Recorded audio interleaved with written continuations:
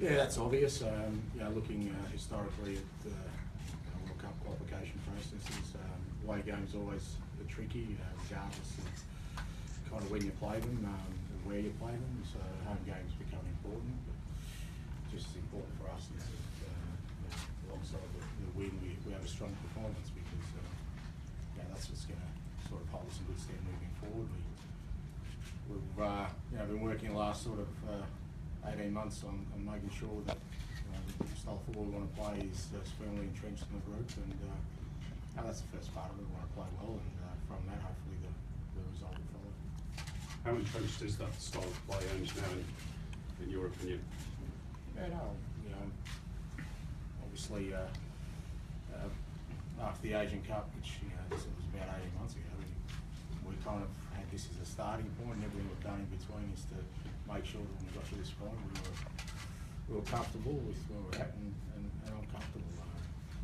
The group of players we have here certainly understand their roles and responsibilities within our style of game, and have a belief in what we do, and I'm comfortable where we're at. Good pitches help as well, don't they? Certainly does, yes. We trained yesterday, we trained today, and it's great conditions. Good pitch, hopefully a nice, not a nice, but a vocal, passionate crowd behind us. When you talk about home games, they're the kind of things that you want on your side, so hopefully all that happens tomorrow. And only if you guys are arriving just a couple of days ago, have you had enough time to get ready, I guess? Nothing's changed in the 3 years I've been a coach. So I've never had them for more than 2 days, so everything's normal. Admirable for us with the players we know. It absolutely has no bearing on what we do when they arrive, and all those kind of things. As I said, that's the job, and we've been doing that for 3 years. How big a relief was it to get your club future sorted, settled, before you came in? Yeah, obviously it's nice that everything's been sorted before I have to come away here. That's obvious. As far as things happen, and sometimes you can't control things happening, but now that everything's happened, it's all settled. I'm happy, and like I said, happy to be back here amongst the group, and really looking forward to the challenge that lies ahead. Just how challenging do you expect it to be tomorrow night?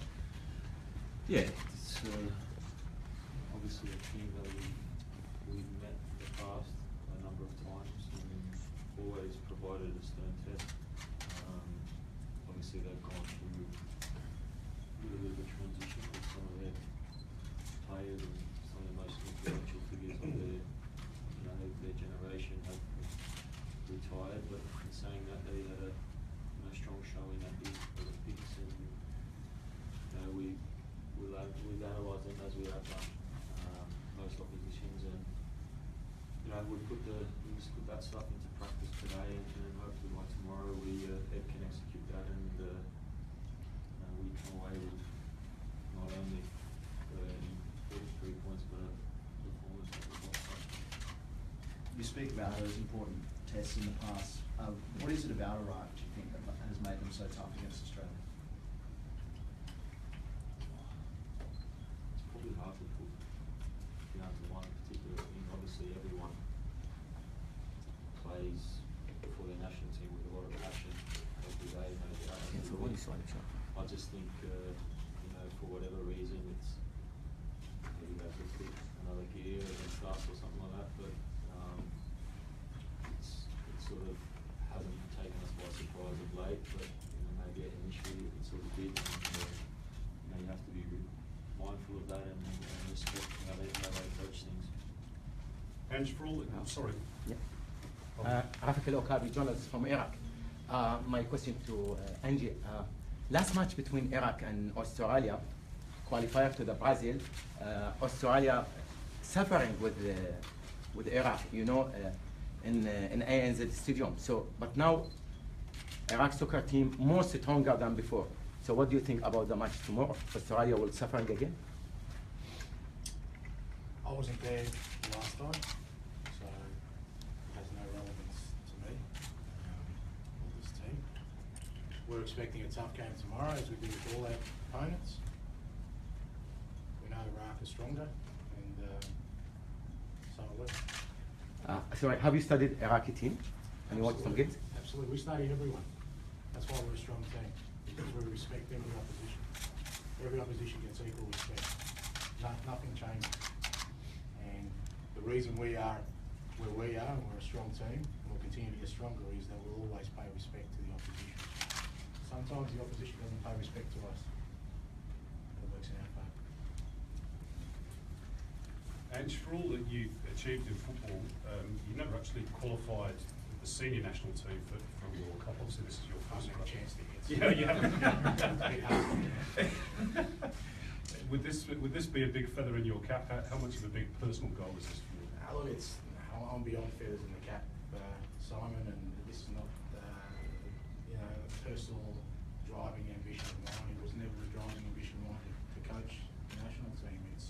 I've always tried to coach where I've been as successfully as possible, and with the job I have. And obviously, this is a sort of a unique space to be in when you're that and you're appointed as the coach of the national team. And, from my perspective now, it's about doing this job, the right sort of honour it deserves, and that is, for our nation, to make sure that not just we qualify, but as I've said on a number of occasions, it's not just about qualifying. We've done that before. It's about now qualifying and making an impact in the World Cup. And I think that carries with that responsibility, from my perspective, to make sure that everything we do is striving towards that.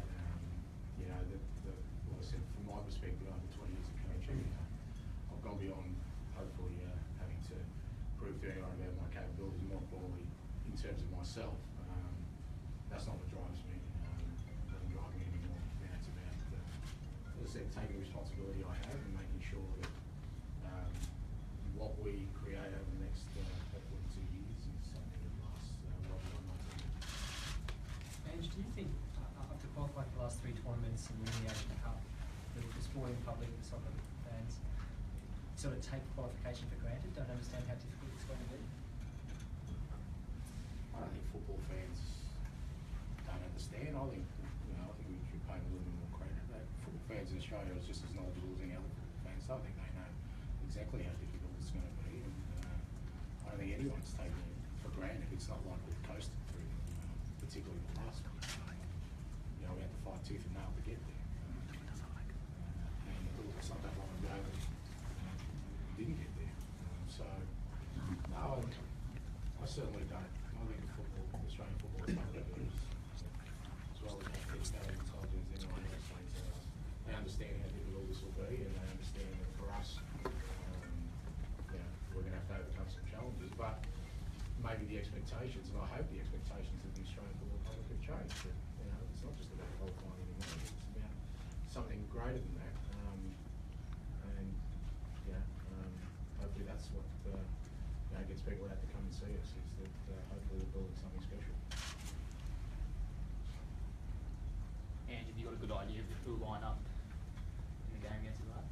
I've got a fair idea.